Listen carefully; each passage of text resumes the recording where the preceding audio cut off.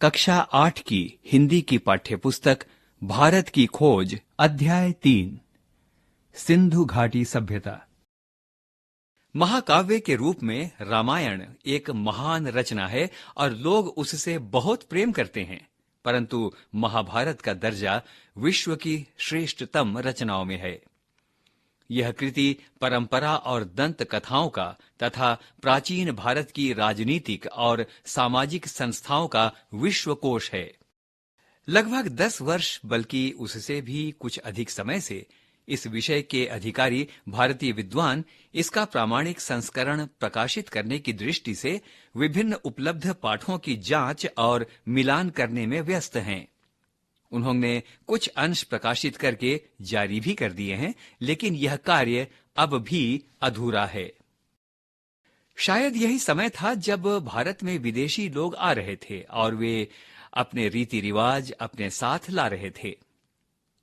इनमें बहुत से रिवाज आर्यों से मेल नहीं खाते थे, इसलिए विरोधी विचारों और रिवाजों का विचित्र घालमेल दिखाई पड़ता है। आर्यों में स्त्रियों के अनेक विवाह का चलन नहीं था, किंतु महाभारत की कथा की एक विशेष नायिका एक साथ 5 भाइयों की पत्नी है। धीरे धीरे यहाँ पहले से मौजूद आदिवासियों के साथ नए आने वाले लोग भी आर्यों के साथ घुल मिलकर एक हो रहे थे और इस नई स्थिति के अनुरूप वैदिक धर्म में संशोधन किया जा रहा था। इसने सबको समेटकर चलने वाला वह उदार व्यापक रूप ग्रहण कर लिया जिससे आधुनिक हिंदू धर्म निकला। यह इसलिए संभव हो सका क्योंकि बुनियादी नजरिया यह जान पड़ता है कि सत्य पर किसी का एकाधिकार नहीं हो सकता। उसे देखने और उस तक पहुंचने के बहुत रास्ते हैं। इसलिए सब तरह के अलग अलग, यहां तक कि विरोधी विश्वासों को भी सहन कर लिया गया। महाभारत में हिंदुस्तान की, या जिसे दंत कथाओं के अनुसार जाति के आदि पुरुष भरत के नाम पर भारतवर्ष कहा जाता है, बुनियादी एकता पर बल देने की निश्चित कोशिश की गई है। इसका एक और पहले का नाम था आर्यावर्त, यानी आर्यों का देश, किंतु यह नाम मध्य भारत में विंध्य पर्वत तक फैले उत्तर भारत के इलाके तक सीमित था। रामायण की कथा दक्षिण में आर्यों के विस्तार की कहानी है।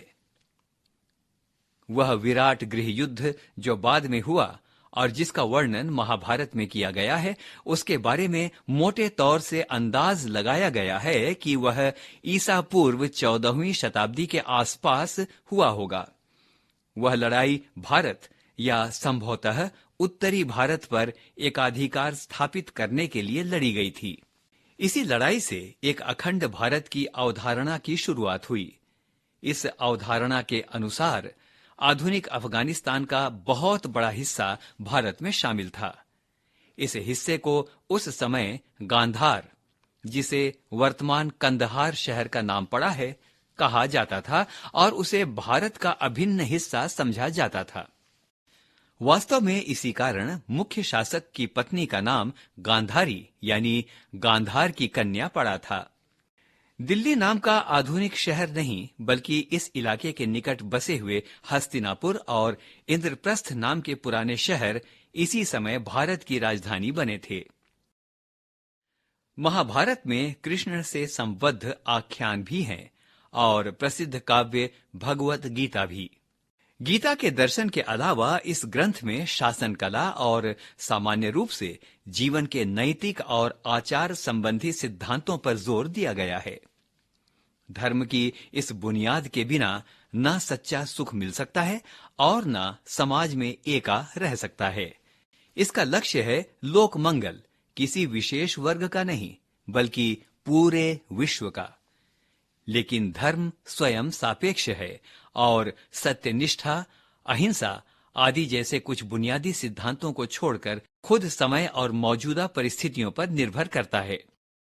ये सिद्धांत टिकाऊ हैं और अपरिवर्तनशील भी, परंतु इसके अलावा धर्म, जो कर्तव्यों और जिम्मेदारियों का सम्मिश्रण है, समय के साथ बदलता है। अहिंसा पर यहां और दूसरी जगहों पर भी जो बल दिया गया है वह दिलचस्प है, क्योंकि अहिंसा और किसी अच्छे मकसद के लिए संघर्ष करने में प्रत्यक्ष रूप से कोई विरोध नहीं दिखाई पड़ता। पूरे महाकाव्य का केंद्र एक विराट युद्ध है। जाहिर है, इस प्रसंग में अहिंसा की अवधारणा का ज्यादातर संबंध मकसद से था, यानी हिंसा की मानसिकता के अभाव से, आत्मानुशासन से, क्रोध और घृणा की भावना पर नियंत्रण से था। महाभारत एक ऐसा समृद्ध भंडार है जिसमें अनेक अनमोल चीजें ढूंढी जा सकती हैं। यह विविधतापूर्ण, भरपूर और खदबदाती जिंदगी से सराबोर है। यह केवल नैतिक शिक्षा की पुस्तक नहीं है। महाभारत से मिलने वाली शिक्षा को एक वाक्य में इस रूप में सूत्रबद्ध किया गया है: दूसरों के साथ ऐसा आचरण नहीं करो जो तुम्हें खुद अपने लिए स्वीकार्य न हो। इसमें लोक मंगल पर जो बल दिया गया है वह ध्यान देने योग्य है।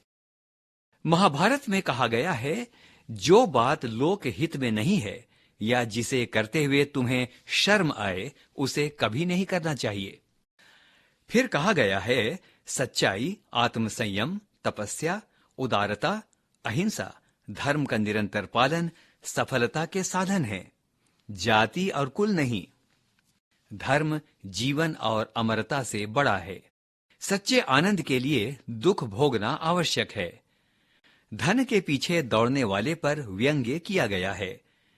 रेशम का कीड़ा अपने धन के बोझ से ही मरता है। और अंत में एक जीवित और विकासशील जनता के लिए आदेश है, असंतोष प्रगति का प्रेरक है।